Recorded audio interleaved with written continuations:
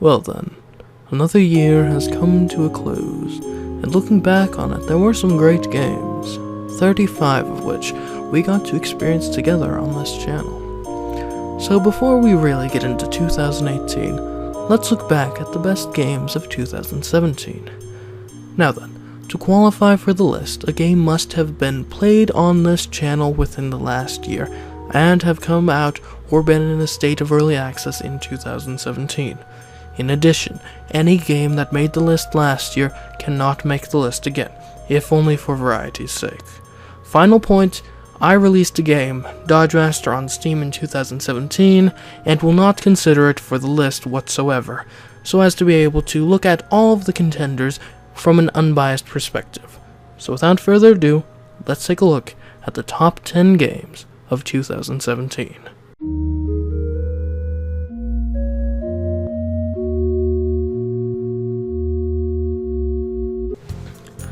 At number 10 on this list is Princess Maker 3, and before all you rules sticklers jump all over me, yes, that Princess Maker 3 that came out in 1997.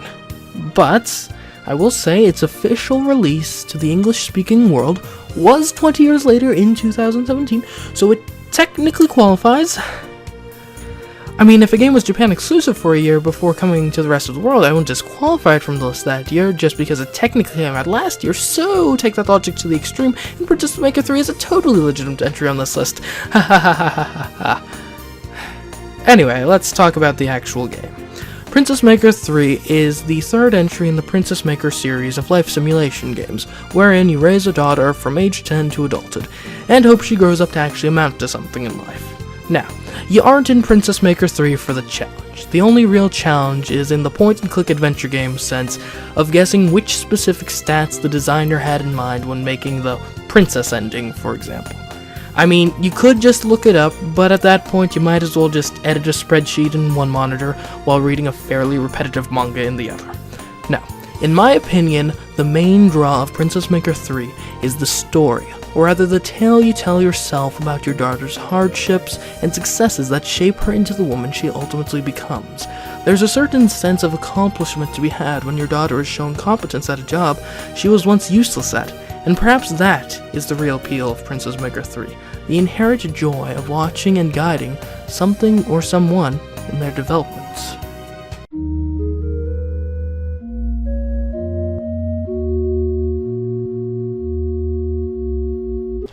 At number 9 on this list is Cook Serve Delicious 2, the sequel to Cook Serve Delicious, believe it or not.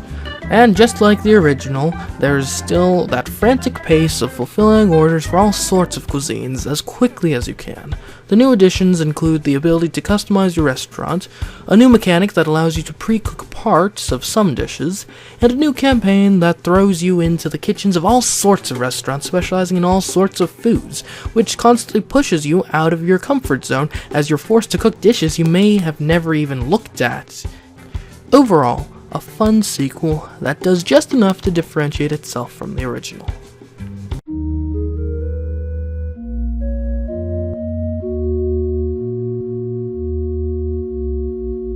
At number 8 is The Wolf's Bite, a Yogg-like game with a competitive element. In The Wolf's Bite, you will play as either the big bad wolf trying to run his new restaurant, or the three little pigs trying to sabotage it. This makes for an interesting competitive experience in a genre that doesn't often see competitive games. The game also has a fairly cute fairy tale aesthetic and some good, comically toned writing.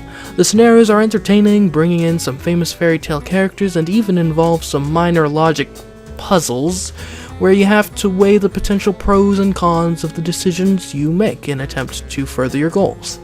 Of course, as it's the nature of a Yogg-like game, The Wolf's Bite does have a bit of a shelf life, seeing as deciding which dish to serve to Dracula in order to ruin the restaurant's reputation the most gets a bit old after the third or fourth time. But overall, The Wolf's Bite is a funny little multiplayer game.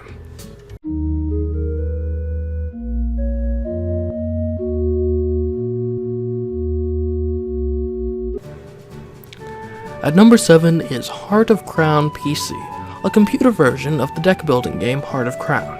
Now, I had never played the physical version of Heart of Crown, but I have played the PC version, and based on that, I will say that Heart of Crown is a fun, deep, strategic deck-building game with a great deal of variety depending on what cards are in play, with a cute art style, interesting theme, decent interface, and mechanics that ensure great strategic decisions will be made, such as when one should stop building their economic engine and instead start earning points.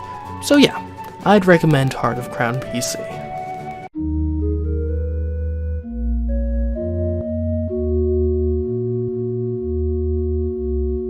Apparently I've had a soft spot for deck building games this year, seeing as how Age of Rivals is at number 6 on this list.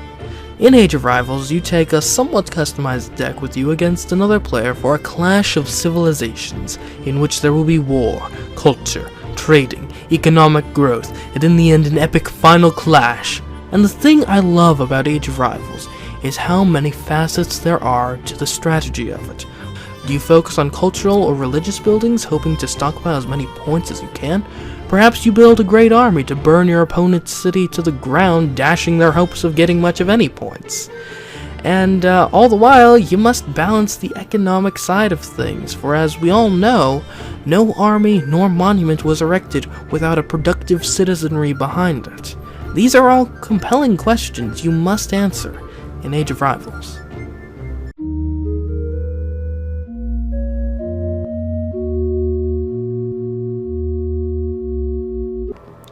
The Escapist 2 is a mixed bag, and at number 5 on this list. On the one hand, I feel the Escapist 2 completely misses what made the original good in the first place. I would point to the special escapes, which basically entail just gathering certain items, then pressing a button to escape, usually possible in broad daylight, no stealth or plans necessary. Completely missing that gathering items is one of the least compelling aspects of the game. I don't play the Escapists to fill out an arbitrary checklist of items strewn randomly about a building. If I wanted to do that, I'd go grocery shopping in an exceedingly poorly laid out supermarket. No, I play the Escapists to organically assess the weaknesses of a prison, devise a plan to exploit said weaknesses, then do what I must to execute the plan. Luckily, the Escapist 2 still supports that type of gameplay, and it's fun as ever when you engage with it. It's just a shame that the focus of most new editions was not on strengthening this part of the experience. Also, there's multiplayer now, which is quite fun, if a tad bit buggy at times.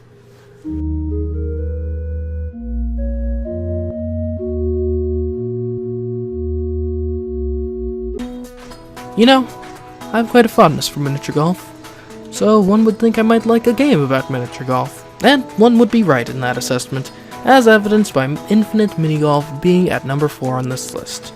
Now, one quirk of your usual miniature golf game, due to there being a limited amount of courses, is that after a while, the game becomes more about the courses than the core mechanics. What I mean by that is after the second, third, or fourth time playing the same course, you learn most of the intricacies of the layout, including exactly how to execute shortcuts, for example, and in general just know the best way through a course, which of course is an interesting challenge in and of itself, but leaves another aspect of the gameplay, the improvisational nature of your first attempt, in relatively short supply. Infinite Minigolf is different. It's a miniature golf game fueled by user-generated content, in this case courses, obviously. And what this means is there is a theoretically infinite amount of courses for you to play through, thus making any game of Infinite Minigolf a test of those improvisational skills and mastery of the core mechanics of the game. And one thing I will vouch for is that in my experience, the user-generated courses have been surprisingly good, and therefore my experience with Infinite Minigolf has been nothing short of great.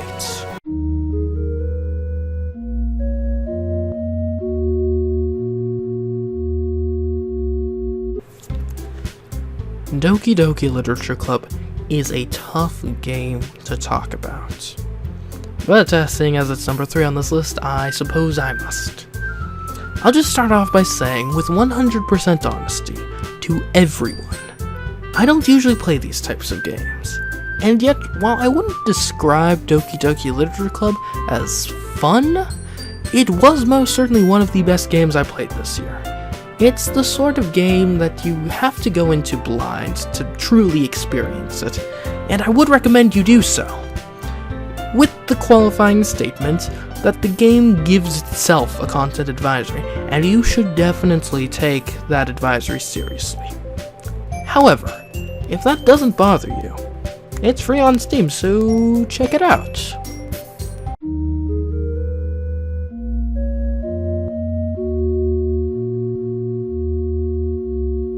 At number 2 on this list is Super Mario Odyssey, arguably the best Mario platformer in a decade. Here we have a Mario game that shakes up the formula.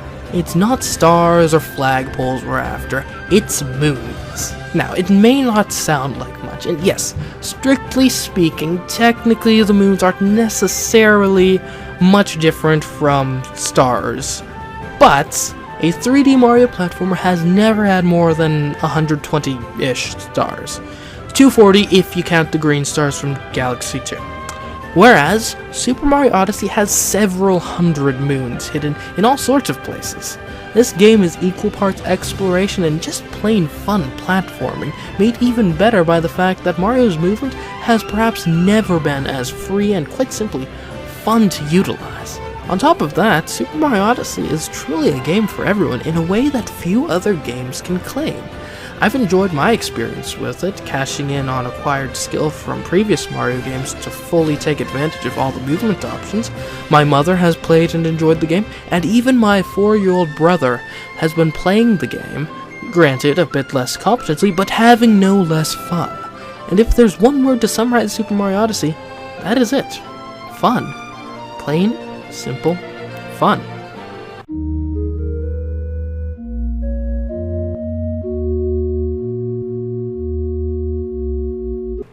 Now then, before we get to number 1, we do have one more award to give out. The Late Arrival Award. This is an award for the best game from 2016 that I played in 2017.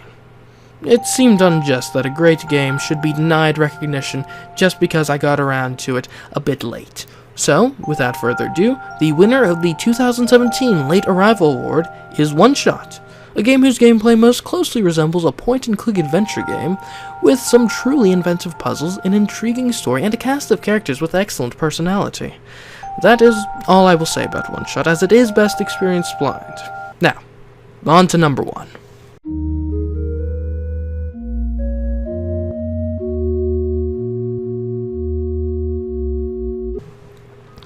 At number 1 is The Legend of Zelda: Breath of the Wild. Arguably the best Zelda game in a while, if not just ever. Here we have a Zelda game that shakes up the formula, and man isn't this paragraph starting to sound like a Mad Libs of the Super Mario Odyssey paragraph. But hey, I guess it just shows what innovation can do for you. You might just make a modern classic. But how does Breath of the Wild innovate? Well, for starters, entire new systems for a Zelda game have been added, like cooking food, temperature, weapon degradation, climbing, light stealth, a completely open world, non-linear progression. But you don't care about that list. Plenty of games have all or most of those elements. What makes Breath of the Wild special? Well, playing this game is one of the most organic experiences you can have while playing a video game. You, the player, decide where to go and how to get there. The only thing you have to do is get through the tutorial and boom, you're unleashed on the entire world. There's practically no artificial gating in Breath of the Wild. You decide you don't want to immediately go to the castle and fight Ganon, not because you lack 3 magical MacGuffins of castle let-inness, but because the Guardians will absolutely obliterate you early in the game. Or maybe you do want to go to the castle first because you're insane. Regardless, the world itself deserves some credit. From basically anywhere in the world, you can see something far off in the distance that you want to get to, and then actually going there is a proper adventure. At one point early in the game, I came across a guy talking about some Zora's Domain across a massive river with cliffs on both sides. In another Zelda game, there would perhaps be a specific bridge I was supposed to cross, or maybe I would just have to go around, both of which were actually completely valid things I could have done in this situation. But you know what I did?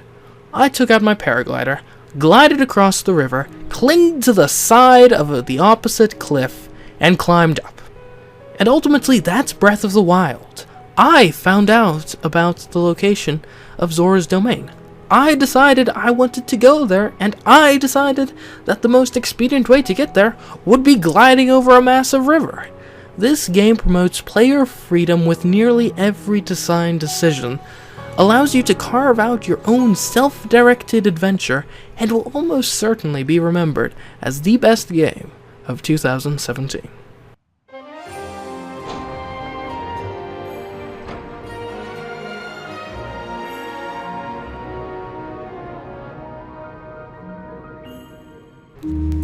And there we have it. Based on my experience, the 10 best games of 2017. But hey, I did not play everything, and would love to hear your opinions in the comments.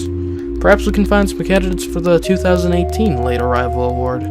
But anyway, guys, 2017 has been fun, and I most certainly look forward to a 2018 with you. Goodbye.